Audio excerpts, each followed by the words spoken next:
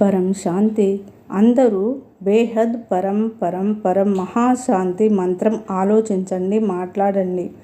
ఇంకా రెండవ టిప్ ఏమిటంటే స్వయాన్ని తెలుసుకోండి. ఆత్మను అనగా మిమ్మల్ని మీరు తెలుసుకోండి. ఆత్మను అని తెలుసుకున్నారు కానీ ఆత్మస్వరూపంలో స్థితమవడానికి ప్రొసీజర్లోకి రండి. ఆత్మస్వరూపంలో ఉండి సంకల్పం చేయండి. ఇది రెండవ టిప్పు.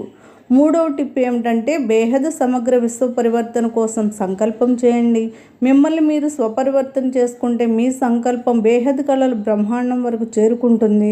కాబట్టి బేహద్గా ఆలోచించండి, బేహద్ జ్ఞానంలో నడవండి, స్వపరివర్తన అవ్వండి. ఆత్మస్వరూపంలో స్థితమై ఉన్నతోన్నత పరంధామంలో ఉండే ఆల్మైటీ అథారిటీ ఆత్మలందరికీ గ్రేట్ గ్రాండ్ ఫాదర్ కాబట్టి మిమ్మల్ని గ్రాండ్ చైల్డ్గా భావించుకుని ప్రేమించండి. ఎందుకంటే ప్రేమతోనే పవర్ వస్తుంది. అది పవర్ హౌస్తో ఆత్మ కనెక్ట్ అయితే ఆత్మలోకి పవర్ వస్తుంది, పరం ప్రకాశం వస్తుంది.